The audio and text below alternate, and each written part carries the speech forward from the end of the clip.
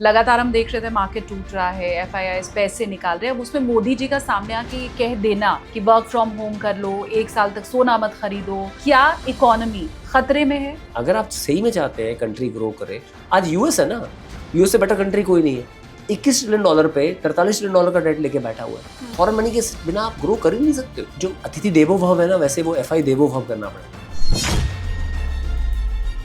जो तेल के प्राइसेस जो 105-110 के बीच में अभी हम देख रहे हैं डॉलर पर बैरल के हिसाब से, अगर ये बढ़ते हैं तो गवर्नमेंट बहुत हद तक अपनी पॉकेट पे ये डेंट नहीं दे पाएगी। और यहीं अगर फ्यूल प्राइसेस कंट्रोल नहीं हो तो आपका इन्फ्लेशन भी बढ़ सकता है दोबारा, जो अब तक पिछले 7-8 साल में काफ़ी कंट्रोल था।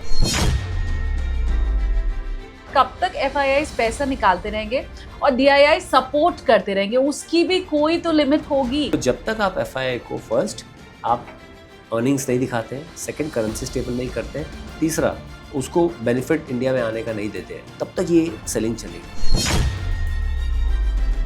वर्ल्ड की बाकी करेंसी मजबूत हो रही थी, तब भी इंडियन रुपी डाउन क्यों हो रहा था? थोड़ा सा टफ है ये कहना।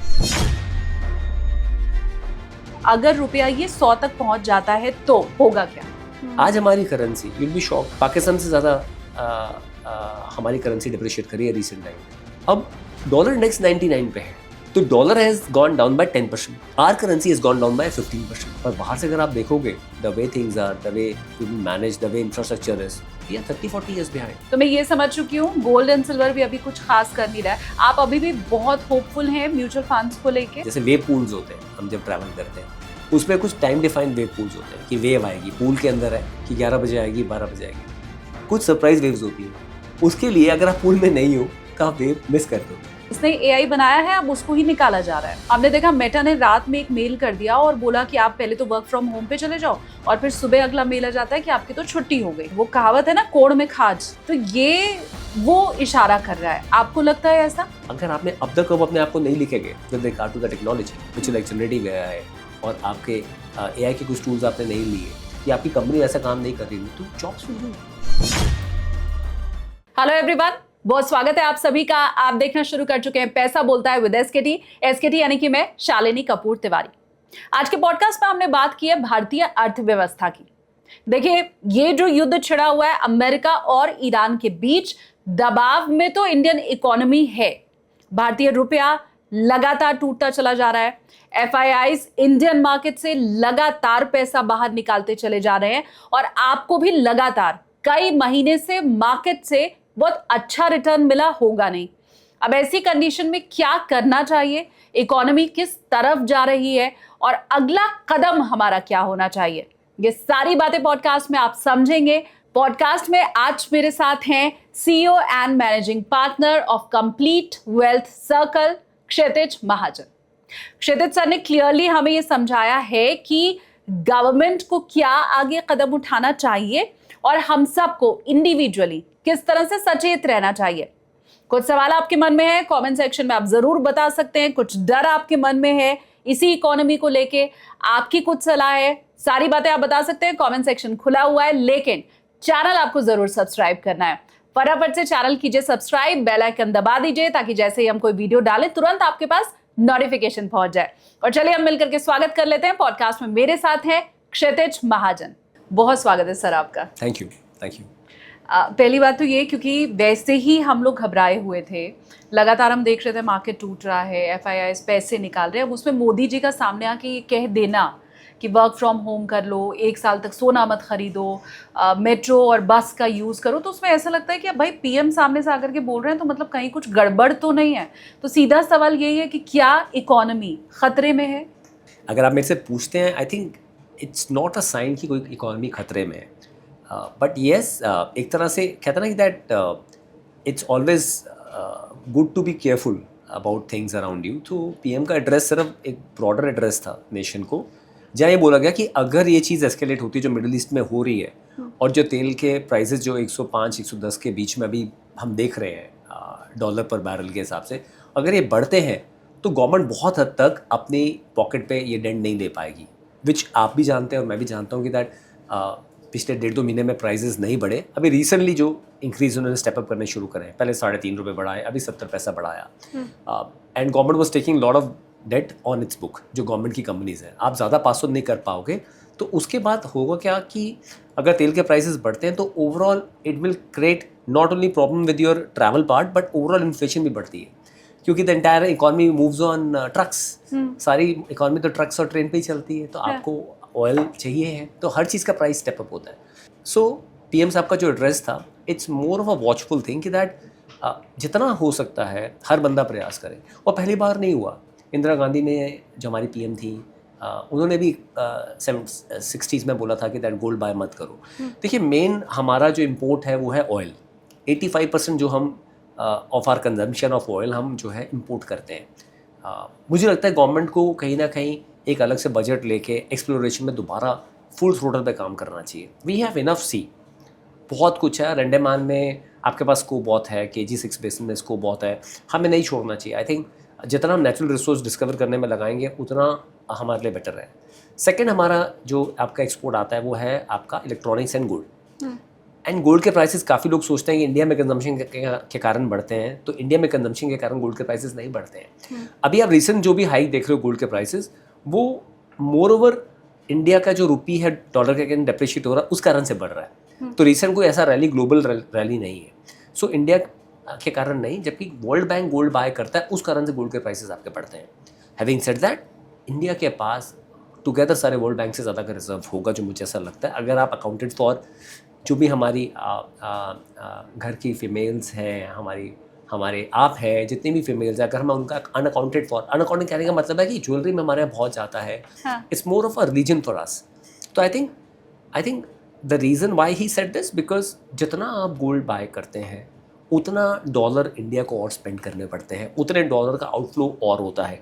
तो इन अ वे ही वाज सेइंग दैट जितना हम हो सकता है सेव करेंगे अपने एंड पे, चाहे गोल्ड बाइंग का परचेज हो गया या फिर फ्यूल कम करेंगे, उतना कंट्री का डॉलर बाहर कम जाएगा. जितना डॉलर बाहर कम जाएगा उतना रुपी पे प्रेशर कम आएगा, क्योंकि आपको डॉलर जितना भी आप लोगे अगर बाहर जाता जाएगा तो रुपी आपका वीक होगा सिचुएशन में. सो आई थिंक जिसकी डिमांड ज़्यादा होती है वो स्ट्रेंथन होता है, जिसकी डिमांड कम होती है वो वीक होता है. तो डॉलर की डिमांड ज़्यादा हो रही होगी तो डॉलर स्ट्रेंथन होना शुरू कर देगा, और उतना आपके ओवरऑल फॉरेन रिजर्व कम डिप्लीट होंगे. तो I think in this situation उन्होंने एक साइड की प्रॉब्लम ज़रूर अच्छे से एड्रेस करी है, पर येस मुझे लगता है कि ये जो प्रॉब्लम है ये बेटर एड्रेस होगी इनफ्लो से, रादर देन कि हम आउटफ्लो के ऊपर कैप करें. जब तक आप अट्रैक्टिव पॉलिसीज़ नहीं लेके आएंगे with regard to money coming in out of India, so तब तक ये प्रॉब्लम एड्रेस नहीं होगी. अभी वो अट्रैक्टिव नहीं है? बिल्कुल भी नहीं है. मैं 4 पॉइंट्स आपको बताता हूँ. पहला पॉइंट, ग्लोबली ज़्यादातर कंट्रीज़ में FIs को कहीं भी टैक्स नहीं लगता है. They invest, there is no tax. There are many pension funds, there is a window, India में भी है, जहाँ पे वो एक्सक्लूसिव पेंशन फंड्स के लिए कुछ टैक्स में एग्जेम्प्ट कर सकते हैं. लॉन्ग टर्म फंड्स होते हैं, पेंशन फंड्स होते हैं. अभी देखिए, अभी हमारे PM 4-5 कंट्रीज़ में होके आए हैं, उसमें पॉसिबिलिटी है कुछ पेंशन फंड्स का पैसा आप आते देखें भी. मुझे ऐसा लगता है, आई एम वेरी होपफुल. तीसरा, आपकी वैल्यूएशन 2024 में इतनी ज़्यादा थी, उसके बाद पैसा यहाँ से निकला और वहाँ मूव होना शुरू हुआ जहाँ वैल्यूएशंस कम थी, जैसे साउथ कोरिया, ताइवान, चाइना. सो देखिए, आप जैसी इकोनॉमी दुनिया में कहीं नहीं है जहाँ पे इस पॉपुलेशन पे, इस डेमोग्राफिक पे आप 7-7.5% पे ग्रो कर रहे हैं. But it's easy to pull it down. जो आज पॉलिसीज जो हो रही हैं उससे वो कम होता दिख रहा है. आपने भी देखी है सारी वर्ल्ड बाकी रिसर्च हाउसेस की रिपोर्ट, जो अब 6 की बात कर रहे हैं इंडिया की ग्रोथ को, 1% बहुत बड़ा मार्जिन होता है, बहुत बड़ा मार्जिन होता है. और यहीं अगर फ्यूल प्राइसेस कंट्रोल नहीं हो तो आपका इन्फ्लेशन भी बढ़ सकता है दोबारा, जो अब तक पिछले 7-8 साल में काफ़ी कंट्रोल था. तो आई थिंक पॉलिसीज़ में ऐसा कुछ अट्रैक्टिव इस समय तक नहीं है कि फॉरेन का पैसा आए. आज भी valuation wise will be surprised, irrespective of south Korea का 1 साल का रिटर्न 200% है, ताइवान मार्केट का रिटर्न 80% है, चाइना का रिटर्न अच्छा है. स्टिल हम उनसे आगे 1 ईयर फॉरवर्ड अर्निंग में या ट्रेलिंग पी पे हम आज भी कॉस्टली हैं. आई एम नॉट सेइंग कि हम ओवरऑल कॉस्टली हैं, हम अपने एक राइट प्राइस पॉइंट पे हैं. बट जब तक अर्निंग सपोर्ट नहीं आएगा और जब तक वो कॉन्फिडेंस नहीं आएगा कि दैट येस पॉलिसीज़ में बार बार चेंज नहीं होगा, तब तक FI नहीं आएगा. और करेंसी स्टेबिलिटी, बहुत क्लाइंट्स हैं हमारे जो फॉरेन के इन्वेस्ट करते हैं. समझिए, अगर आपने 85 रुपीज़ पर डॉलर के कन्वर्जन पे इन्वेस्ट किए, आपका 20% रिटर्न आ गया. मान लीजिए आपने 100 रुपीज़ लगाए आपने 120 का रिटर्न आ गया आपका। तो बट 85 की वैल्यू हो गई आज 96। सो 85 96 हो गया आपका। तो जो आपने पैसे लगाए, जब आप वापस लेके जाना चाहोगे उसको, तो आपको उतना रिटर्न ही नहीं दिखेगा अपने पोर्टफोलियो में। अब तो एक तो इंडिया में रिटर्न नहीं आ रहा है, जब आप कन्वर्ट करोगे तो आप 86 रुपीज़ टू डॉलर में इन्वेस्ट करने आए थे, जब आप वापस लेके जा रहे हो तो आपको वही डॉलर जो वापस आएगा वो 95 रुपीज़ का आएगा। तो आपका जो रिटर्न आ रहा है उसका तो रिटर्न तो मेन करेंसी में डिप्लीट हो गया सारा। So many people are saying भाई हमें स्टेबिलिटी दिखाओ। पहले एक इंडिया में बोलते थे हम 3% से आपका करेंसी हर साल डिप्रिशिएट करता है। Recent fall is huge and we have to do something about it. I think one, taxation wise you need to be attractive. Second, valuation wise you need to be attractive, जो आप attractive हो रहे हो. तीसरा, currency stability you have to give. Policy making ऐसे. चौथा, earnings आनी चाहिए कॉर्पोरेट इंडिया की. अभी कॉर्पोरेट इंडिया की मैं बात कर रहा हूँ, बड़े बिजनेस हाउसेज हैं, ज़्यादा business houses are doing run of the mill same business. Why someone has to get into paint और केबल्स और सम अदर बिजनेस जो ऑलरेडी अच्छा कर रहा है. इनोवेशन कहाँ है? आज आप बोल रहे हो कि पूरा का पूरा एआई का रैली हमने मिस कर दिया. यही बोल रहा है ना इंडिया कि एआई, अगर एक समबडी वाज लाफिंग कि अगर एआई में अगर बबल बर्स्ट होता तो इंडिया में इम्पैक्ट नहीं आएगा क्योंकि हमने कुछ किया ही नहीं है. बबल तो तब बर्स्ट होगा हमने बबल बनाया होता. Right. But the rules of the game will change. अब क्या होगा, पहली बार ऐसा होगा शालिनी जहाँ पे आप देखेंगे ब्लू कॉलर जॉब ज़्यादा क्रिएट होंगी, स्किल्ड लेबर की रिक्वायरमेंट ज़्यादा होगी, क्योंकि आप इंजीनियर हैं, आपके पास स्किल सेट है, AML का है या आपके पास कोडिंग का है, कोई और स्किल सेट है. बट आज अगर आपने अब तक अपने आप को नहीं लिखेंगे with regard to the technology which like generative AI और आपके AI के कुछ टूल्स आपने नहीं लिए या आपकी कंपनी ऐसा काम नहीं कर रही हुई, तो जॉब्स विल गो. आज आप में रिसर्च करना चाहते हैं, take for example, now they say that precision of OpenAI और LLM is 95%. Please understand that AI is more of an enabler. Please understand that AI is more of an enabler. अब मुझे शालिनी के साथ कुछ data points पर बात करने हैं. मैं वेट जब कर रहा था, मैंने डेटा पॉइंट्स का रेफरेंस लेना है. मैंने वो डेटा पॉइंट्स 100% ट्रांजेक्शन में यूज़ नहीं करने हैं. मुझे रेफरेंस देना, आपसे बात करनी है, तो I will use some platform and I will take the data points. अगर मेरे पास कुछ रेफरेंस नहीं है, if I put any AML और generative AI on top of my data bank, तो मुझे वो फिल्टर करके ज़्यादा फास्ट करके दे देगा. इट्स लाइक उसका जो खाना जो है, एक सिंपल एग्जांपल दूं तो वो डेटा सेंटर है. सो आज डेटा सेंटर इंडिया में 3% डेटा सेंटर है ग्लोब के, 20% डेटा यूज़ करते हैं हम. Right. The scope is huge. Government is saying 2047 तक डेटा का आपको मैं बेनिफिट दे रही हूँ. पर सिर्फ वो बिजनेस में, डेटा सेंटर के बिजनेस में कुछ कंपनियाँ आ भी गई, बट आप सिर्फ एक डेटा सेंटर पे काम नहीं कर सकते हो. आपको पॉलिसी मेकिंग ऐसी करनी है जहाँ पे you can get more and more companies, more and more FIs in the business. अगर उनके पास टैक्स बेनिफिट नहीं है, अगर उनके पास करेंसी स्टेबिलिटी नहीं है, अगर उनके पास अर्निंग का फोरसाइट नहीं है, अगर उनके पास ये एश्योरेंस नहीं है कि आप आज now and then policies change नहीं करेंगे, by somebody will come. You will like to go on a road जिसके बारे में आपको पता हो. You will not like to go on a road जो हर बार कोई नया स्पीड ब्रेकर कहीं आ जाए, कोई नई टनल आ जाए. आप भी मतलब you know it's a hard money which they also want to break and they are smart investor. वो इंडिया लेके आए, उन्होंने इंडिया रिटर्न बनाया 21, 22, 23 में. 24 में से निकालना शुरू करा. 24 में निकालने के बाद से वो ले गए चाइना, ताइवान और कोरिया, वहाँ रिटर्न बनाया. उसके बाद जो पोजीशन उन्होंने शॉर्ट करी यहाँ पे इंडिया में, उन्होंने वहाँ रिटर्न बनाया. तो I think somewhere regulator need to work on this part also. जिस तरह से इंडिया को शॉर्ट करके काफ़ी लोग पैसा बना रहे हैं, कुछ पॉलिसी चेंजेस उसके ऊपर भी होना चाहिए. सो आप एक बार अट्रैक्टिव डेस्टिनेशन बन जाएंगे तो आप बेटर हो जाएंगे. आज हमारी currency, you will be shocked, Pakistan से ज़्यादा हमारी करेंसी डिप्रिशिएट करी है रिसेंट टाइम में. राइट. आज dollar index, just to make it simple, dollar index बताता है कि डॉलर कितना स्ट्रांग हो रहा है, कितना वीक हो रहा है. डॉलर का इंडेक्स का 100 से ऊपर का मतलब अगर है कि डॉलर जो है वो बाकी करेंसीज जो टॉप ग्लोब की 10 करेंसीज है, विच इंक्लूड्स स्वीडन का फ्रैंक, यूरो, जापानीज येन. सो ऐसे करके 9-10 करेंसीज हैं जिनके अगेंस्ट डॉलर को इवैल्यूएट किया जाता है, युहान, बाकी सब करेंसीज. अब डॉलर इंडेक्स 99 पे है, तो dollar has gone down by 10%. Our currency has gone down by 15%. आप समझो डॉलर के अगेंस्ट तो जो हम पिटे हैं, अगेंस्ट यूरो एंड पाउंड 130 रुपये, 132 रुपये का पाउंड है. Right. So where we are standing today, आप बात कर रहे हो कि हम बात कर रहे हैं इम्पोर्ट्स करेंगे, ये करेंगे, but I am saying the way we have been going down, we have to do something about it.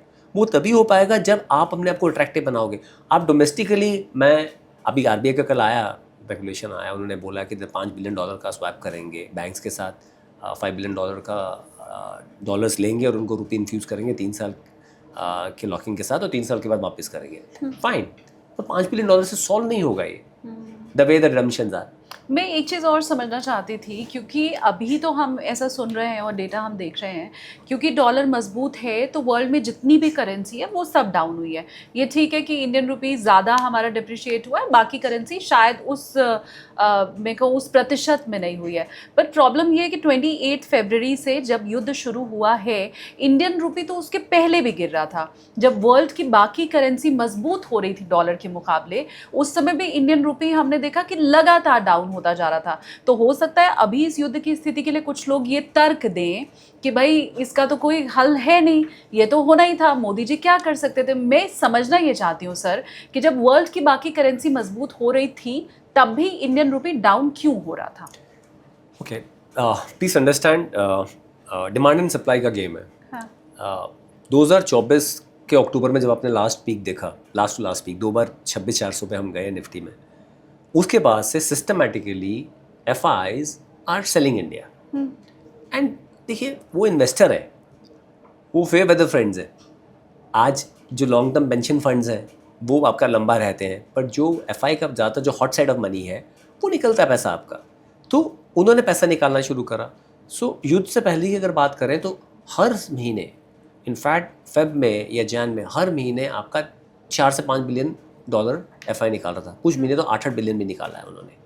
2 lakh crore से ऊपर का माल बेच चुके हैं एक टाइम पे, जिनका आप देखिए एलोकेशन टुवर्ड्स इंडियन मार्केट आपका 20% प्लस होता था, आज वो 15.5% पे ओवरऑल मार्केट का हिस्सेदारी में रह गए हैं जो FIs हैं।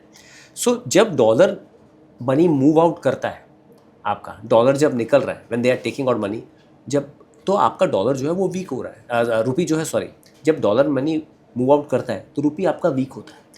डॉलर मनी सिर्फ इक्विटी मार्केट से नहीं निकला, वो बॉन्ड मार्केट से भी निकला सरप्राइजिंगली, जबकि हमारे रेट्स अच्छे थे। और पर हुआ क्या, बॉन्ड मार्केट से क्यों निकला कि यूएस का रेट जो था वो 4.5% के आसपास है। अब US treasury is been counted as the safest haven in the world with regard to investment. हाँ। तो वो कह रहे हैं 5% पे अगर मैं US डॉलर में इन्वेस्ट कर दूँ, सिंपल सा मैथ्स है कि मैं 5% में US डॉलर में इन्वेस्ट कर दूँ, डॉलर में मुझे रिटर्न आएगा। अब बॉन्ड में जब आप इन्वेस्ट करते हो, और ये क्लियर था कि दैट US में रेट कट्स आएंगे, और रेट कट्स होने के बाद आपको कैपिटल एप्रिसिएशन का बेनिफिट मिलता है। तो price of bond and coupon, उनका इन्वर्स रिलेशन होता है। जब रेट कट होता है तो प्राइस बढ़ता है। तो वो कह रहा है यार 10 साल का पेपर अगर मेरे को US का 5% में मिल रहा है, और मान लीजिए नहीं प्राइस कट हो रहा है, 5% मिल रहा है, मुझे डॉलर रिटर्न मिल रहा है, डॉलर रिटर्न 5%। अब कोई फॉरेनर इंडिया में आता है तो वो सोचता है इक्विटी मार्केट में को 14-15% मिलेगा। हाँ। यही है। अब उसमें वो करेंसी अगर हेज करता है उसका 2-2.5% का कॉस्ट आता है। ठीक है, पहले वो 0% कॉस्ट पे बोरो करता था, आपको याद हो कोविड के बाद से। आज अगर वो बोरोड मनी पे आ रहा है तो 4 से 5% पे आ रहा है, तो 2-2.5% का आप करेंसी का हेज लगा लो प्लस। तो अब उसके पास स्कोप है कि अगर उसका 14-15% बन रहा है तभी वो 6-7% लेके जा रहा है, cost of capital plus currency hedge का जो कॉस्ट दे रहा है। अगर उसका 14-15% बन ही नहीं रहा है तो कह रहा है मैं तो 5% बिना किसी स्ट्रेस के US में ले लूंगा, रिस्क ही नहीं है, सॉवरेन पेपर है ना गवर्नमेंट ऑफ US, तो कहते मैं वहीं से ले लूंगा। तो इस money started moving out, it started going to bond market, it started going to gold, and it started going to markets जो अंडर वैल्यूड थी। और वो देख रहा है China market cap to GDP 44% है, इंडिया 120% है, चाइना ताइवान का जो आपका ट्रेडिंग पी जो है वो 11 का है, इंडिया का उस समय 26 का था। 2024 की मैं बात कर रहा हूँ, अक्टूबर की। विद साउथ कोरिया का ट्रेलिंग भी जो आपका है वो 12-13 का है। तो पैसा जो है चाइना का 7 का था बाय द वे, पैसा निकलना शुरू हुआ। एंड इन सब एसेट क्लासेस में इनिशियली पहले वो गया बॉन्ड मार्केट में जो डेट वाला था, गोल्ड में, और बाकी इन एसेट क्लासेस में जाना शुरू हो गया आपका पैसा। अब इंडिया से परपेचुअली निकलता रहा, क्योंकि लगे रहने के लिए भी आपके पास कोई रीज़न होना चाहिए। And they were smart enough, इस बार उन्होंने बिल्कुल ब्रूटल सेलिंग नहीं करी। What they started doing, because they was, जब वो बेचते थे यहाँ से $24-25 हज़ार यहाँ से 24-25 हज़ार करोड़ का सिप का फ्लो, म्यूचुअल फंड का फ्लो, तो आपके पास 56 बिलियन का डोमेस्टिक फ्लो आता था, इंश्योरेंस का फ्लो आ रहा था। तो वो धीरे धीरे करके उन्होंने पोजीशन अपनी बैकवर्ड करनी शुरू करी। फिर कुछ पॉलिसी मेकिंग्स हमारी with regard to big companies, as I said, हमने कुछ इनोवेशन किया ही नहीं। हमने रिवर्स इंजीनियरिंग करी, कुछ चीज़ें करी, पर इनोवेशन में हमने कुछ किया ही नहीं। आज आप एक चीज़ बता दीजिए, इंडिया ने इनोवेट किया है over a period of time, और वो इंडियन साइंटिस्ट बाहर जाके हर चीज़ इनोवेट कर रहे हैं। ठीक है। तो आपने पॉलिसी मेकिंग ऐसी करनी चाहिए कि इनोवेशन पे, R&D पे आपके पास अलग बजट्स होने चाहिए। आपने क्यों नहीं आज किया? अब मैं बैंगलोर था, वहाँ मुझे काफ़ी मेरे क्लाइंट परसिस्टेंट और बाकी कंपनीज में हैं, नॉट दैट वो हमारे पोर्टफोलियो का पार्ट है, एंड नॉट दैट मैं कोई एग्जांपल दे रहा हूँ, I am just telling you. वो कह रहे हैं मिड कैप काफ़ी कंपनीज में इनोवेशन हो रही है, वो बहुत जल्दी टर्न अराउंड होगा, AI ओरिएंटेड हो रही है। आई एम श्योर इंडिया भी कर रहा होगा, but I am saying we are far behind, far behind. Globally there are 13-14 company जिन्होंने ग्लोबल की मार्केट्स ऊपर करी हुई है। यूल बी सरप्राइज, 1 GPU के डेटा सेंटर को इलेक्ट्रीफाई करने के लिए मंथ में आपका 80 से 100 मिलियन का आपका इलेक्ट्रिसिटी का बिल आ जाता है। अब वो कैसे मैनेज करेंगे, क्या करेंगे, आई रियली डोंट नो। वो GPU से नई टेक्नोलॉजी की तरफ जा रहे हैं, जहाँ पे GPU अगर 1 GPU का आपको डेटा सेंटर लगाना है, उसका कॉस्ट 30 to 40,000 करोड़ है आपका। सो कितना डेटा आप स्टोर करोगे? एंड हम और आप तो डेटा बाई करते जा रहे हैं, बाई करते जा रहे हैं, बाई करते जा रहे हैं। So I am saying this game is going to be big, but at the same time it requires lot of new technology setups. So hospitals में मैं एक एग्जांपल देता हूँ। पेट CT स्कैन होता है जस्ट टू सी कि बॉडी के किसी पार्ट में कैंसर तो नहीं है। सबसे बिगेस्ट टेस्ट है। इट यूज टू बी, पहले बहुत महंगा था, 35-40,000, अभी ये 24-25,000 के आसपास का हो गया। वो कॉन्सेप्ट ही चला जाएगा पूरा का पूरा, ये सारी मशीन्स ऑब्सोलीट हो जाएंगी। बॉडी के आपके जो रेडिएशन मैकेनिज्म के through, the way the new technology is coming, so आपको इसकी आपकी ज़रूरत ही नहीं रहेगी, और 5 मिनट में आपका बॉडी का स्कैन हो जाया करेगा। Like the way we enter our passports, like the way we enter our airports. India में भी आप स्मार्ट गेट शुरू हो गए, आपने थंबनेल लगाया, आप निकल गए बाहर। सो आई एम सेइंग ये सारी बाहर की टेक्नोलॉजीज है। जैसे हम आपने सिर्फ कंज्यूमर हैं। जैसे आपने आधार किया, जैसे आपने UPI किया, आप कुछ ऐसा और कुछ करना चाहिए आपको। पर हम R&D नहीं कर रहे ना, हम उस पर खर्च ही नहीं कर हम उस रहे पर हैं। खर्च ही नहीं कर रहे हैं। पर आई एम सेइंग बिग हाउसेस की रिस्पॉन्सिबिलिटी थी। अब सेम हाउसेज ही केबल का काम करेंगे, सेम हाउसेज ही पेंट का काम करेंगे। There is nothing wrong, that market is already explored, that market is already explored.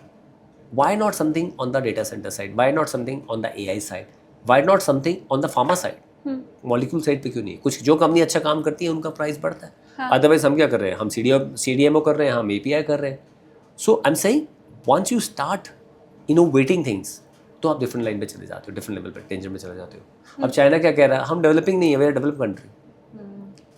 India is not 20-30 years behind. I am saying we are very much there. अब हमें देखना है कि हम उसको पोटेंशियल को ऊपर कैसे लेके जाएं। पर बाहर से अगर आप देखोगे, the way things are, the way we will manage, the way infrastructure is, we are 30-40 years behind. And we can't do this. No, we can do this. But है ही नहीं। So all budgets are there, everything is there, such a big economy is there. आप taxes इतने लेते हो। हमारा आज भी highest tax bracket 35 और HNI जो सुपर HNI ब्रैकेट 38-39% है। It's not that we are not paying taxes. But problem is वो इंटेंट होना चाहिए। एंड अब 12 साल गवर्नमेंट को हो गए हैं। I think they have done lot of things, and not that मैं प्रो या एंटी कुछ बोलना चाहता हूँ। All I am saying is they have done lot of things. हमें सोशल सिक्योरिटी जो सबसे बड़ी चीज़ हमें दी है, that yes safely we can go wherever we want to do. वो सेफ्टी का एक हमेशा क्वेश्चन मार्क रहता था, whether I can go in public, नहीं, ये सब चीज़ें, lot of things they have done. But I think economy पे भी जो आपका ड्राइवर है, वेरी ट्रू, उस पर काम करना चाहिए। एंड मुझे ऐसा लगता है that voices need to be heard. There are people, who've been talking about it. I've been saying on all the platforms that you just can't let your core people who are investing back in India to suffer. आप जाके बाहर बोलते हो diaspora में जाके address कर रहे हो, यहाँ में एड्रेस कर रहे हैं। आज वही दुबई का क्लाइंट जो पैसा लेके आया है इंडिया कि मेरा अपने देश में करूँगा with lot of love, he saying यार मज़ा नहीं आ रहा, इसे तो मैं डॉलर मनी में इन्वेस्ट कर देता। सो आई थिंक फिर आपका डोमेस्टिक क्लाइंट है शालिनी। अब ऐसा नहीं है, अब आपके पास 6 crore mutual fund unique clients हैं और 14 crore unique demat account holders हैं। पहले वाला टाइम नहीं रहा कि 1.5-2 करोड़ लोग ही कर रहे हैं, और ये वो पढ़ी हुई क्लास है जो आपके साथ इन्वेस्ट करती है। मतलब मैं अगर इस करंट गवर्नमेंट की बात करूं तो ये बड़ी प्रो गवर्नमेंट वाली क्लास है। So nothing that on the political side, but I am saying अब वो लोग सफ़र कर रहे हैं पिछले 2 साल से। आई नो इक्विटी में हर साल रिटर्न नहीं बनता है, which we keep on also propagating, problems आती हैं, but at the same time they should be clear about कि दैट गवर्नमेंट का फोकस है इकोनॉमी को लेके। आपकी करेंसी, आप नाइजीरिया नहीं हो ना कि आपकी करेंसी 15-20% उड़ जाएगी पिछले 1.5-2 साल में। ऐसा कैसे हो सकता है? With a country which has a foreign reserve, which used to be a foreign reserve of $729-30 billion, आज हम $685 billion पे। So I think there is a lot of work which is required to be done from government side. हम जब data देखते हैं तो ये पता चलता है कि अभी सिर्फ FIIs ने जो मार्केट से पैसा निकाला है वो जनवरी से मई तक इतना निकाल लिया है जितना पूरा 2025 में निकाला गया था। तो मतलब 25 में जितना पैसा निकाला गया FIIs के द्वारा, ये 5 महीने में उससे ज़्यादा निकाल लिया गया। तो अब मैं ये एक्सपेक्ट कर रही हूँ कि अगर ये आगे और आंकड़ा बढ़ता है, क्योंकि अभी तो दिसंबर तक टाइम बचा हुआ है, तो और स्थिति फिर ख़राब होगी। मैं समझना ये चाहती हूँ कि कब तक FIIs पैसा निकालते रहेंगे और DII सपोर्ट करते रहेंगे। उसकी भी कोई तो लिमिट होगी। आप निकालते गए पैसा और पीछे से सपोर्ट आपको यहाँ मिलता चला गया DIIs का, कब तक ये हो पाएगा? थोड़ा सा टफ है ये कहना, but all I can tell you is that जब तक आप करेंसी को स्टेबल नहीं करेंगे, जब तक आप उनको उनको इन्वेस्टिंग बेनिफिट्स नहीं देंगे विद रिगार्ड टू, मतलब फेब में वी ऑल वर एक्सपेक्टिंग कि बजट में कुछ अच्छा अनाउंस कुछ होगा, कैपिटल गेन के ऊपर आएगा because markets were in trouble. हाँ, उन्होंने एक्स्ट्रा सरचार्ज लगा दिया। जब तक आप उनको स्टेबिलिटी नहीं देंगे कि दैट हाँ now and then will not keep on changing rules and regulation. अरे कितने लोग इन्वेस्ट करते हैं? तो tax filing people around 7.5-8 crore, let's say for example. आप समझिए अगर कैपिटल गेन वाले पार्ट पे अगर आप ले आते हैं और स्टेबल रखते हैं तो उसको 10% पे, आपका कितना टैक्स, कितने लोग अब मेनलाइन स्ट्रीमलाइन इन्वेस्टिंग में आ गए। उसको तो इनकम टैक्स लेने देना नहीं है। राइट। मान लीजिए मेरी आय जो है वो 50,000 है महीने की, तो 6 लाख हुआ साल का, तो 12 लाख तो टैक्स है नहीं। पर मैं बिकॉज ट्रेडिंग कर रहा हूँ या मैं कैपिटल गेन कुछ बुक कर रहा हूँ, वो तो मुझे स्टेट पे टैक्स देना ही है। तो गवर्नमेंट के लिए एक अलग से विंडो है कि अगर मेरा main streamline tax paying part यहाँ नहीं बढ़ रहा है, but somebody who is investing, पर अगर मैं उसे डिस्करेज करूँगा तो नहीं होगा। तो जब तक आप FII को फर्स्ट आप अर्निंग्स नहीं दिखाते हैं, सेकेंड करेंसी स्टेबल नहीं करते हैं, तीसरा उसको बेनिफिट इंडिया में आने का नहीं देते हैं कि भाई ठीक है लाइक इन अदर कंट्रीज जैसे आपको टैक्स नहीं लगता है यहाँ भी नहीं लगेगा, तब तक ये सेलिंग चलेगी। ये अगर टैक्स नहीं लगेगा वाली बात गवर्नमेंट कर दे तो उससे सरकार को नुकसान कितना है? मैं कह रहा हूँ नुकसान की बात तो बाद में आएगी, आपकी करेंसी इतनी डिप्रिशिएट कर जाएगी। पहले टैक्स ना लगाएं, आप स्टेबिलिटी दे दें कि ठीक है 12.5 था वापस 10 कर दें। आपको करना ही पड़ेगा, आपको अपनी कंट्री को लुक्रेटिव बनाना पड़ेगा। जैसे वो कॉम्बो होता है आपको बर्गर के साथ फ्राइज, और तो आप जब तक ये चीज़ें नहीं देंगे ना उसको, वो नहीं आएगा।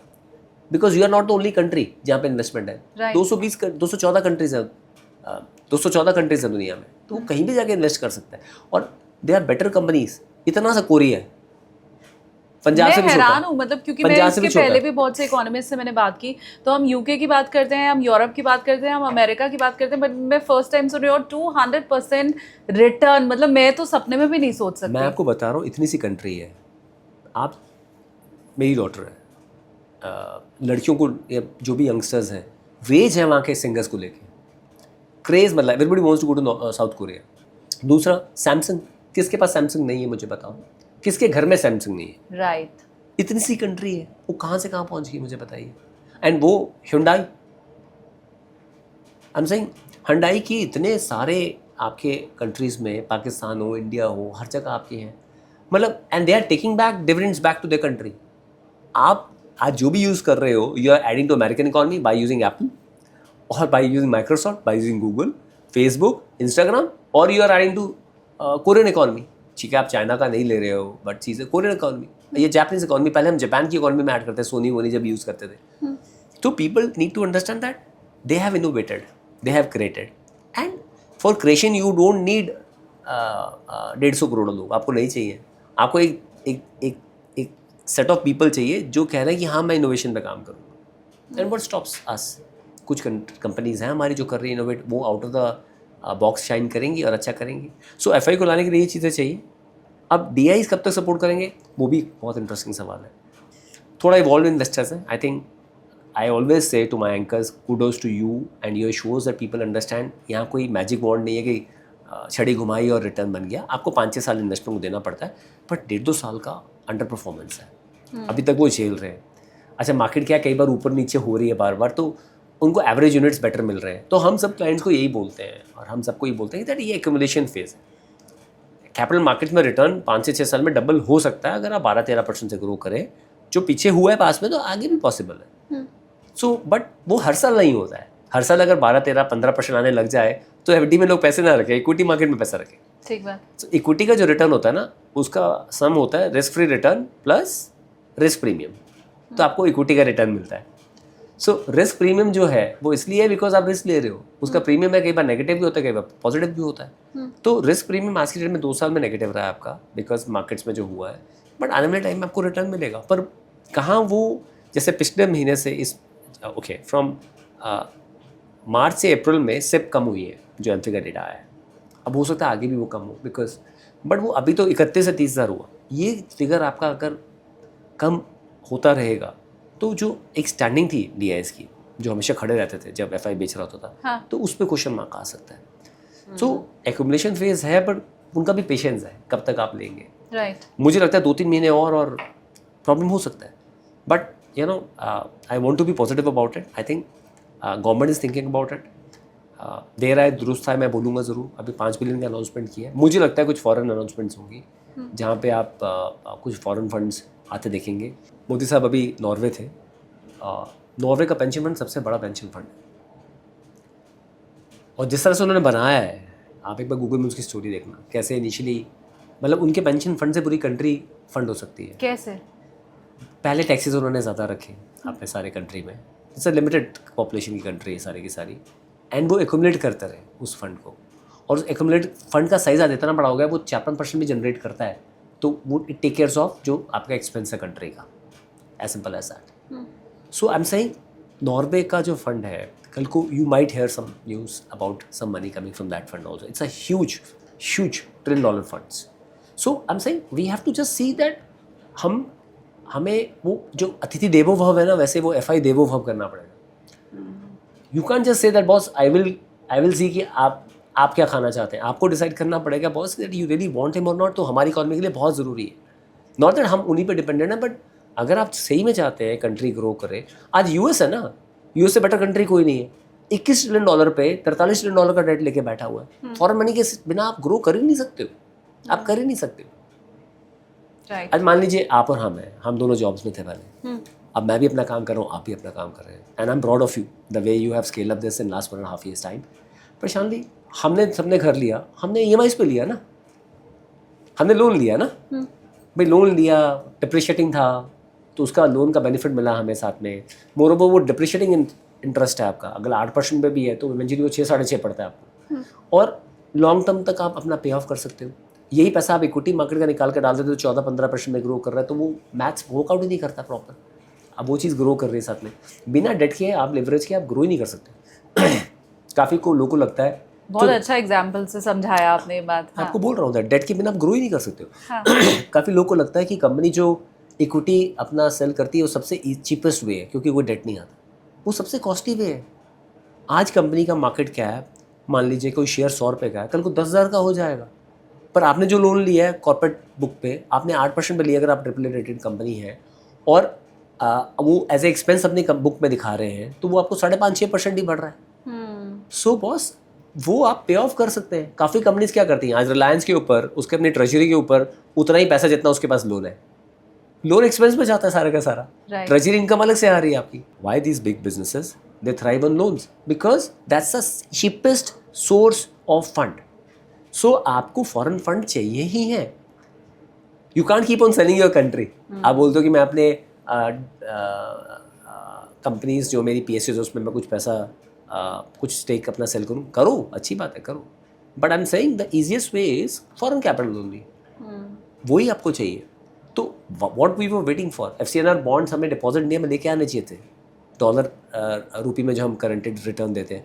आप उतना ही पैसा वापस ला सकते हो। आज भी जो आप इंडिया को जो प्यार है, आप और मेरा या इंडियंस का तो है ही है यहाँ पे, पर जो इंडियंस हमारे बाहर रह रहे हैं उनका हमसे भी ज़्यादा है, क्योंकि वो दूर होते हैं तो और ज़्यादा अटैच रहते हैं। राइट। तो वो आज भी आपके लिए पैसा देने को तैयार है, करने के लिए तैयार है, पर आपके पास वो स्कीम्स होनी चाहिए, पॉलिसीज होनी चाहिए, एक डायरेक्शन होनी चाहिए कि दैट डिप्रिसिएशन उतना नहीं होगा। हम किसी को बोलते थे ओके मान लीजिए इंडियन कैपिटल मार्केट आपको 14-15% रिटर्न देगी, डॉलर टर्म में 11% देगी, 12% देगी। अब वो 11-12% की विजिबिलिटी नहीं है, और आज उसने यूएस में लगाया होता, ये जो कंट्रीज की मैं बात कर लगाया होता, वहाँ बल्ले बल्ले है। सो फिक्स्ड इनकम जो आप बात कर रहे हो, आपको थ्राइव करना पड़ेगा। आप सिर्फ अपने इन हाउस, हमारे पास तो पैसे भी नहीं है इतने कि हम कोई ऐसे इनोवेशन कर सकें। राइट। आज जापान के साथ कोलैबोरेशन करते हैं तो हम स्पीड ट्रेन्स बनाते हैं, आज की मैं बात कर रहा हूँ, ठीक है। हमारा फॉरेन रिजर्व आज लार्जेस्ट फॉरेन रिजर्व है, वन ऑफ द लार्जेस्ट है, एंड भगवान करे जल्दी हम 1 ट्रिलियन को छुएं इस चीज़ को। But I am saying still you have to work, you need funds from outside, क्योंकि आपको उन कंट्रीज़ में जो कॉस्ट ऑफ कैपिटल ही नहीं है, आपको 50 साल के लिए फ्री लोन मिल जाता है, 40 साल के लिए फ्री लोन मिल जाता है, which you have to pay in installments. So all these countries thrive on that. Why US Treasury? आज तो चलो 4-4.5 देख लो आपने और मैंने अपनी लाइफ टाइम में, वो 1.5-2.5% भी देखा है ना। Why the entire world still put money at 2.5%? एक टाइम पे more than $1 trillion चाइना का भी पड़ा हुआ था उसमें। क्यों? अरे पता है डॉलर है, सेफ है, 2% से बढ़ रहा है, पर कम से कम डॉलर ही बढ़ रहा है, क्योंकि डॉलर अप्रिशिएट कर रहा है वैसे भी। Right. So many people think like that, countries think like that. So we are also in the same game. मुझे एक बात आप और समझाइए, जो मुझे फ्यूचर दिखाई दे रहा है, आई माइट बी रॉन्ग, क्योंकि जितने एक्सपर्ट से मेरी बात हुई उनका ये कहना है कि हॉर्मूज अभी खुला नहीं है, चाहे भले युद्ध बहुत भीषण नहीं है, लेकिन उधर शांति होने के बाद भी हॉर्मूज अभी भी बंद है। हॉर्मूज अगर खुल भी गया तो एक्सपर्ट्स ये कह रहे हैं कि 3 से 4 महीना तो चीज़ें सेटल डाउन होने में लगेगा। तो 3 से 4 महीना मिनिमम में ये मान लूँ। अब ये भी कहा जा रहा है कि आपकी जो रुपया है वो शतक लगाने वाला है। एक्सपर्ट्स ये बोल रहे हैं, इकोनॉमिस्ट ये कह रहे हैं कि यहाँ पे भी नहीं रुकने वाला है। आज जब हम बात कर रहे हैं तब हम जानते हैं कि रुपए को सबसे बुरा दिन अभी तक का अपना ऑलरेडी देखना पड़ चुका है। तो इन दोनों चीज़ों को अगर मैं कंबाइन करूँ, हॉर्मूज वाली प्रॉब्लम कि ऑयल प्राइस अभी और आगे बढ़ने वाला है, हमारा जो फॉरेन रिजर्व है वो वैसे ही कम हो रहा है, और तीसरा अगर रुपया ये 100 तक पहुँच जाता है तो होगा क्या? पहली चीज़ तो जब इतना कुछ नेगेटिव हमारे आसपास है ना, आई थिंक वहीं से पॉजिटिविटी निकल के आती है। तो पॉजिटिविटी के लिए बहुत नेगेटिव चीज़ें चाहिए आसपास। अब हर चीज़ नेगेटिव है विद रिगार्ड टू इंडिया, हर चीज़ जो भी ख़राब हो सकता है तो इंडिया के लिए ख़राब है। आज ऑयल प्राइसेस ऊपर जा रहे हैं, रुपी डिप्रिशिएट कर रहा है, फॉर एफआई पैसा निकाल रहा है, डोमेस्टिक इन्वेस्टर का कॉन्फिडेंस लो होता जा रहा है, गवर्नमेंट इलेक्शन जीत रही है पर इकोनॉमी पे क्वेश्चन मार्क आ रहा है, तो बहुत सारी चीज़ नेगेटिव है। अब ये डिपेंड करता है कि गवर्नमेंट का फोकस इन पांचों पे आता है नहीं आता है। सो अगर जो आपने बोला अगर 100 हो जाता है तो अब कुछ बचा नहीं है उसमें, वो मतलब एक चौका मारना और 100 हो जाएगा। वो तो कल न्यूज़ नहीं आती तो कल, आज 98 था, कल 97 किस कर गया था वो। तो वो बड़ी बात नहीं कि, पर मुझे ऐसा लगता है दैट कुछ एक्शन शुरू होगा and we might hear some positive news. मेरा blood group Shalini B positive है तो मैं पॉजिटिव रहता हूँ। O positive. हाँ, तो आप तो ग्लोबल पॉजिटिव हो, पर फिर भी अगर ये 100 हो जाता है तो कहीं ना कहीं this will impact our foreign reserves, because जैसे रुपी डिप्रिशिएट करता है, क्योंकि हम नेट इम्पोर्ट कंट्री हैं, हमारा करंट अकाउंट डेफिसिट आपका बढ़ता है, करंट अकाउंट डेफिसिट आपका बढ़ता है, तो आपका फॉरेन रिजर्व जो है वो डिप्लीट होता है। फॉरेन रिजर्व डिप्लीट करता है तो फिर आपका रुपी पे प्रेशर आता है, और वहाँ पे अगर ऑयल बढ़ता है तो आपको डॉलर और ले आउट करना पड़ता है, तो विशेष साइकिल में चले जाते हो, तो एक चीज़ दूसरे को वापस ट्रिगर करती रहती है। तो it might induce inflation in the country, जो अब तक हम काफ़ी कंट्रोल करके बैठे थे, और हो सकता है जो हमने एक्सपेक्ट नहीं किया था, we might see rate hikes coming back. Rate cut तो हो गए नहीं, ये बात पक्की है, और रेट कट होने का बेनिफिट मिला नहीं एक्चुअल में बॉन्ड मार्केट को, तो we might see rate coming back and some policies which might disrupt the benefit of things जो गवर्नमेंट ने पिछले साल करी। आप देखिए ना, रेट काटे आपने, जीएसटी काटा आपने, उसका बेनिफिट ही नहीं ले पाए अभी तक लोग। वो बेनिफिट कैसे आएगा अगर, and obviously prime minister statement means a lot to the country, पर आपके मेरे पास पैसे भी होंगे तो आप बैक फुट पर चले जाओगे, यार देख लेते हैं। So people don't say no to what they want to do, वो पोस्टपोन कर देते हैं, चल यार देख लेते हैं 1-2 क्वार्टर और, चीज़ें इतनी अच्छी नहीं लग रही है। जैसे ही पोस्टपोन करना शुरू करोगे, मैं कार की एजेंसी लेके बैठा हूँ, आपने पोस्टपोन कर दिया, गाड़ी लेने नहीं आया, मेरी गाड़ी खड़ी है, पुरानी इन्वेंट्री खड़ी है, नई इन्वेंट्री मैं ले नहीं सकता, तो वहाँ पे डिमांड कम हो गई, तो वहाँ पे इन्वेंट्री मेरी बिल्टअप हो रही है, तो वहाँ पे प्रोडक्शन कम हो गया। प्रोडक्शन कम हो गया तो जो जितने भी OEMs हैं, टायर बना रहा है, कोई सीट बेल्ट बना रहा है, कोई एयर बैग बना रहा है, उनका प्रोडक्शन भी नीचे चला गया, सबका प्रोडक्शन चला गया। क्वार्टरली नंबर्स में आने शुरू हो गए, रिजल्ट आपके पूरे आने शुरू हो गए।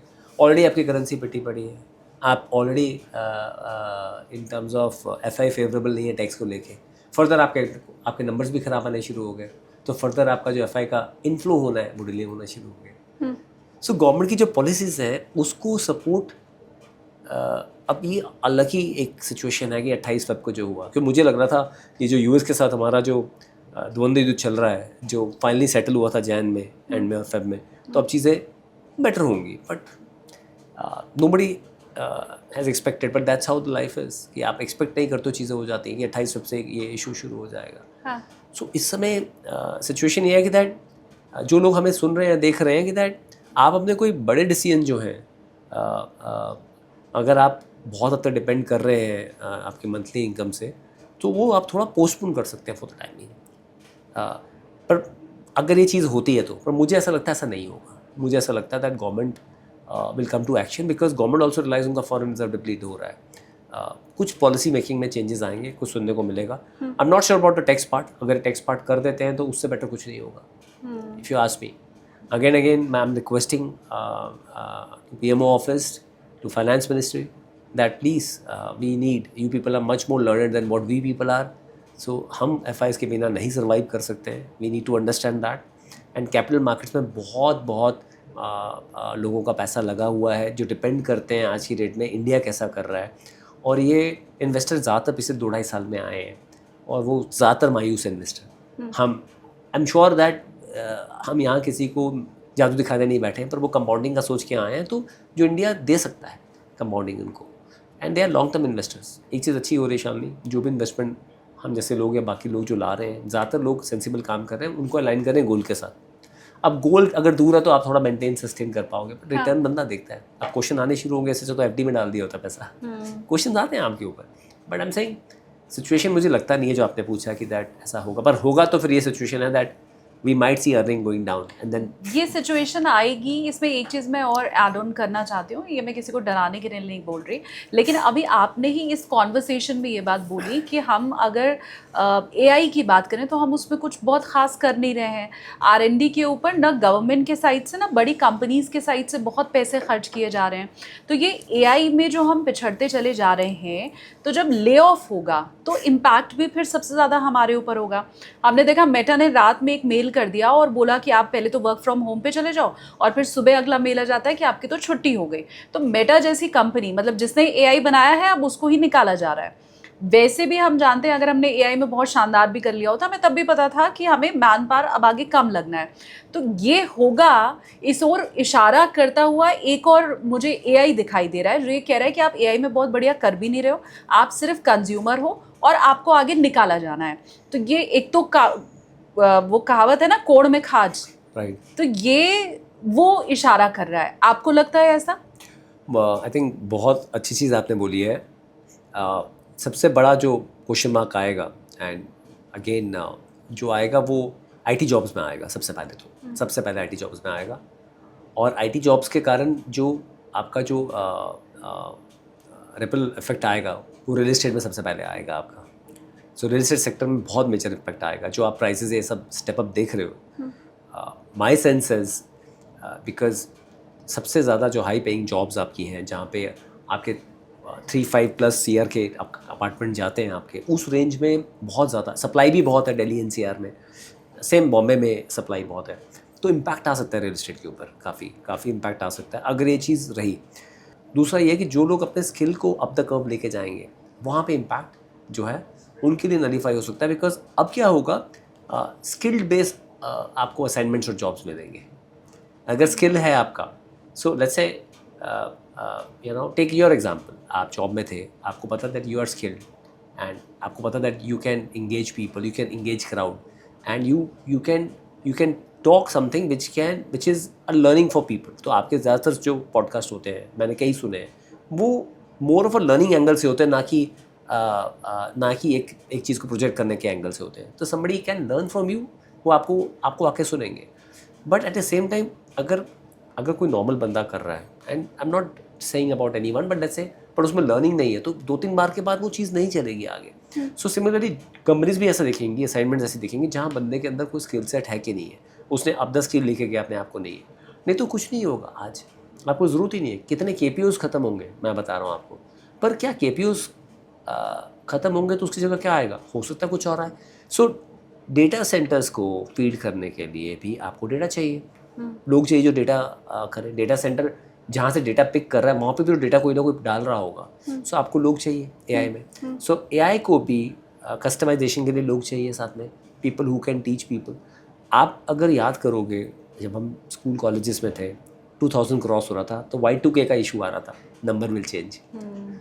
तो जो भी सिस्टम्स लगे हुए हैं हाँ। उसमें वो अपडेट कैसा होगा, उसके लिए कोर्सेज होते थे, स्किल्ड कोर्सेज होते थे आप। हाँ। 15 दिन का, 10 दिन का, हफ्ते का, कि Y2K कितनी बड़ी चीज़ थी।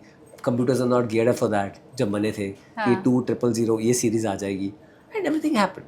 सो बहुत चीज़ें नेगेटिव हैं, but at the same time please understand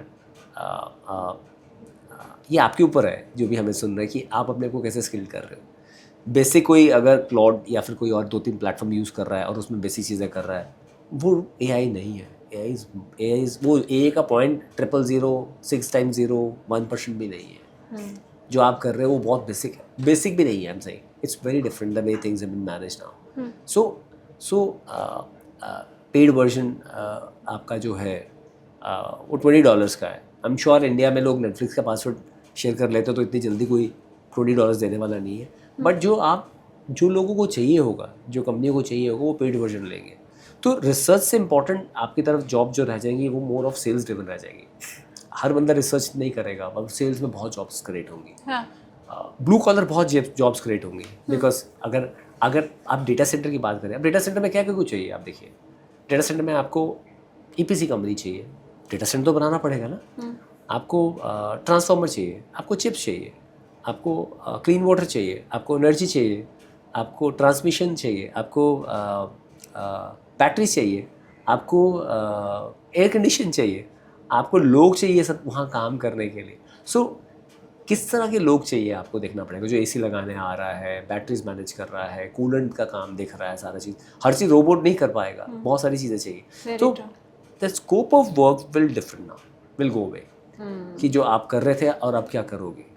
so the scope of work will be now more of skill set. So I think उसमें भी अपॉर्चुनिटी देखो आप कि आप क्या पार्ट कर सकते हो, आप कैसे काम कर सकते हो। राइट। सो एंड हर छोटी कंपनी इनेबल करना चाहेगी अपने आप को, अब लेके जाना पड़ेगी, तो हर किसी के लिए there is enough food on the table. But जैसा काम चल रहा था वैसा नहीं होगा, things will change now. Anchor तो AI मार्केट में आ ही गए हैं और वो उतना ही शानदार काम कर रहे हैं जितना ओरिजिनल एंकर करता है। अब मेरे लिए कमेंट सेक्शन में बहुत से लोग लिखते हैं कि ये AI एंकर है, आपने कभी नोटिस नहीं किया होगा। ज़्यादातर लोगों को ऐसा लगता है कि मैं AI एंकर हूँ। अच्छा, okay. और ये मेरे हर प्लेटफॉर्म पे लोग ऐसा कमेंट करते हैं। इनफैक्ट मेरे जो कैमरा पर्सन है उनके फ्रेंड्स भी यही कहते हैं कि ये तो AI एंकर लगती है। पर हाँ, मैं ये कह सकती हूँ कि हमारे फील्ड में जो AI एंकर है, क्योंकि आपने एक बार जब चीज़ें फीड कर दी तो वो उतना ही बेहतरीन काम कर रहे हैं, पता चल जाता है समझो। मैं तो जितनों को भी देखा है, हाँ, अगर आप एक्चुअली में अगर 2-3 मिनट देखो समझ आता है। स्पीड से ना ये अपडेट हो रहा है। हाँ, जनरेटिव अब है जो वो। AI एंकर है, वो जो स्टार्टिंग में बना था ना, वो फेस से पता चलता था। अब तो आपके स्किन का टेक्सचर भी AI एंकर का बिल्कुल वैसे ही होता है जैसा सामने बैठे किसी शख्स का होता है। तो मुझे लगता है ये काम तो बहुत जल्द रिप्लेस हो जाने वाला है। आपका काम में अभी मुश्किल आएगी, मुझे लगता है उसको करने में बहुत टाइम लगेगा। बट स्टिल मैं अगर समझना चाहूँ, हमारी बातचीत जितनी हुई उसमें मुझे ये तो समझ में आया कि रियल एस्टेट के लिए तो आने वाला समय थोड़ा बुरा हो सकता है। इन्वेस्टमेंट पर्पज से अब मैं आपसे पूछ रही हूँ, तो मैं ये समझ चुकी हूँ गोल्ड एंड सिल्वर भी अभी कुछ खास कर नहीं रहा है। आप अभी भी बहुत होपफुल हैं म्यूचुअल फंड्स को लेके, मार्केट की ये पूरी कंडीशन देखते हुए और जितनी हमने बात की है उसके बाद। मैंने आपको क्या बोला, इतनी नेगेटिव न्यूज़ है ना, उसी में से पॉजिटिव न्यूज़ निकल के आएगी। हाँ। सो काफ़ी लोग जो हैं जो अभी वेट टाइम पे हैं कि नहीं हो रहा है, बिलीव मी, आपको पता नहीं है कब टेबल्स विल टर्न। 1 महीना आया अप्रैल का, उसमें स्मॉल कैप ने 20% रिटर्न दिया, मिड कैप ने 17% रिटर्न दिया एक ही मंथ में। सो होता क्या है कि व्हेन यू गो आउटसाइड, जैसे वेव पूल्स होते हैं, हम जब ट्रैवल करते हैं उसमें कुछ टाइम डिफाइंड वेव पूल्स होते हैं कि वेव आएगी, पूल के अंदर है कि 11 बजे आएगी, 12 बजे आएगी। कुछ सरप्राइज वेव्स होती हैं, उसके लिए अगर आप पूल में नहीं हो तो आप वेव मिस कर दोगे। राइट। तो कैपिटल मार्केट ऐसे ही है, अभी आप कंसोलिडेशन फेज में एंड एक्यूमुलेशन फेज में फोकस करें, number of units of mutual fund लीजिए, गोल्ड थोड़ा ऐड कीजिए। सिल्वर मैं नहीं बोलूँगा, पर मैं गोल्ड ज़रूर बोलूँगा। 5-7% आपके पोर्टफोलियो में गोल्ड होना ही चाहिए, कुछ भी हो जाए। गोल्ड एक बहुत अच्छा हेज है, जब ग्लोबली चीज़ें बेटर नहीं कर रही होती गोल्ड अच्छा करता है। एंड गोल्ड ने अभी बहुत अच्छा परफॉर्म दिया है पिछले 3-4 साल में, मैं उससे नहीं बोल रहा हूँ। आपका real expectation from gold should be 9%, capital market should be 12-13%। ये आपका एक्सपेक्टेशन होना चाहिए। बाकी मार्केट्स के ऊपर वो क्या देती है क्या नहीं देती है, पर हाँ we are coming from a backdrop of जहाँ 1.5 साल में कुछ रिटर्न बना नहीं है। सो मुझे ऐसा लगता है that capital market will keep on doing well.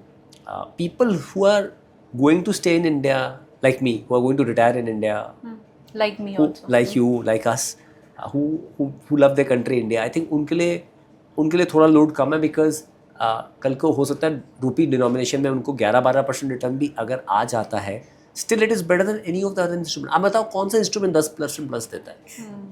अभी इन्फ्लेशन आप बात कर रहे हो, शानी यू हैव अ सन, हमारी कितनी बार बात होती है, I have a daughter. So food inflation ठीक है, वो 5.5-6% बोलते रहते हैं, बट मेडिकल इन्फ्लेशन और एजुकेशन इन्फ्लेशन तो 12-13% है। तो कौन सा एसेट क्लास है? रियल एस्टेट, इक्विटी, दो ही एसेट क्लासेस हैं जो overall long period of time जिन्होंने इन्फ्लेशन बीटिंग 10% प्लस रिटर्न दिए है। सो आपके पास ऑप्शन नहीं है but to be in equity. Now you have to be selective about what you are buying now. So rather than just doing as I said, अगर आपको नहीं समझ आ रहा है आप एक बैलेंस एडवांटेज फंड कर लीजिए। आपको नहीं समझ आ रहा है और गोल्ड लेना चाहते हो और अकेला गोल्ड लेना, मल्टी एसेट फंड कर लीजिए साथ में, थोड़ा कॉन्जर्वेटिव होकर प्ले करिए। बट अगर आपका गोल है कि आपको 7-10 साल पैसा नहीं चाहिए, फिर इस देश को कोई रोक नहीं सकता है। सो कई बार ब्रेक लग जाती है, स्पीड ब्रेकर आ जाते हैं, और ग्रोथ आएगी तो स्पीड ब्रेकर आएंगे ही आएंगे। ऐसा हो ही नहीं सकता। जो कोई भी बड़ा प्लेयर है, कोई भी बड़ी कंपनी है, इट कांट बी पॉसिबल कि वो हमेशा ऐसे जाए। लाइफ लाइन भी तो ऐसी ही है, ऊपर नीचे ऊपर नीचे। तो वो ब्रेक्स लगेंगी, स्पीड ब्रेकर आएंगे। तो मे भी थोड़ा लंबा, वो याद है पुराने टाइम में हमारे वो फाटक लगा करते थे जब हम क्रॉस किया करते थे। तो आप समझिए कुछ लंबा चल गया ये फाटक बन चुका है इंडिया के लिए, बट आई थिंक ये जल्दी खुलेगा and things will be positive. I am very hopeful about our country. कई बार स्लो डाउन आता है, ये वोट फेज है, and I am sure government is looking into it, and I just hope that they will listen to our discussion also, and they should do something to attract foreign investors. हम चौथी से छठी अर्थव्यवस्था बन चुके हैं, आप कितना होपफुल हैं कि वापस चौथी अर्थव्यवस्था, मैं तीसरी की तो अभी बात ही नहीं कर रही हूँ, वहाँ तक पहुँचने में कितना वक्त लगेगा? आप सरप्राइज होंगे, $2750 पर कैपिटा से हम 2600 पे आ गए। लोग आगे जा रहे हैं बिकॉज हम रूपी वाइज कर रहे हैं। मुझे लगता है I think within a year or so will be back to 4, मुझे ऐसा लगता है। अच्छा, वो जो नंबर है ना, वो टिंकरिंग ऊपर नीचे ही है, ऐसा कुछ नहीं है। वो आपका रूपी डिप्रिसिएशन के कारण ही है। So I am saying the way we are adding, we are growing. But you are hopeful कि हम 96 अभी अगर रुपी है तो वो 94 भी होगा, 92 भी होगा, 90 भी होगा, 86 तक भी पहुंच? नहीं होगा। पर मैं कह रहा हूँ उसमें क्या होता है, एक साल में क्या होगा, आप 6-7% से ग्रो कर रहे हैं, वो कंट्री 6-7% से ग्रो नहीं कर रही है। आपका जीडीपी का बेस के ऊपर 6-7% ग्रो कर रहे हैं। करेंसी यहाँ से मतलब मेरा एक्सपेक्टेशन तो है कि 91-92 पे स्टेबल होनी चाहिए, पर वो मेरे एक्सपेक्टेशन से नहीं होता है। पर करेंसी लेट्स से यहाँ से अगर 94-95 पे भी स्टेबल होती है, 94 पे भी होती है, और आप 6-7% पे ग्रो करते हैं, तो एक साल के अंदर पॉसिबिलिटी है कि वापस वो नंबर पे आ जाए, बिकॉज ज़्यादा गैप नहीं है। वो it has more to do with currency depreciation, not the growth part. Growth तो आप अभी भी ज़्यादा कर रहे हो, राइट, आप करेंसी में ज़्यादा डिप्रिशिएट कर रहे हो। तो व्यवस्था से इंपॉर्टेंट है कि जो कॉमन मैन है यहाँ का, वो रैंकिंग वगैरह ठीक है, हम चौथे होंगे, पाँचवें होंगे, आपके मेरे घर में फ़र्क नहीं पड़ता। कंट्री को लेके जब आप पॉजिटिव एनवायरनमेंट क्रिएट करते हैं, तो जो अतिथि है उसको लाने के लिए ज़्यादा ज़रूरी है। रैंकिंग से हमें कोई फ़र्क नहीं पड़ेगा, हम 8वें भी हो जाए, वो फ़र्क नहीं पड़ेगा। प्रॉब्लम ये है कि 8वें हो क्यों रहे हैं, not because of my GDP number, it's because of my currency depreciation.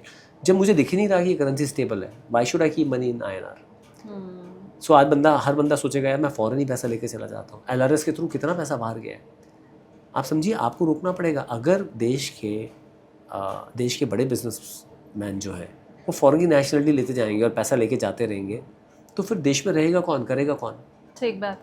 आपको अपने देश के लिए पॉजिटिव, हम कम्युनिस्ट कंट्री तो है नहीं है चाइना की तरह, that we are governed by some laws. तो देयर इज़ अ फ्रीडम, और फ्रीडम के डेमोक्रेसी का पॉजिटिव्स भी हैं और नेगेटिव्स भी हैं।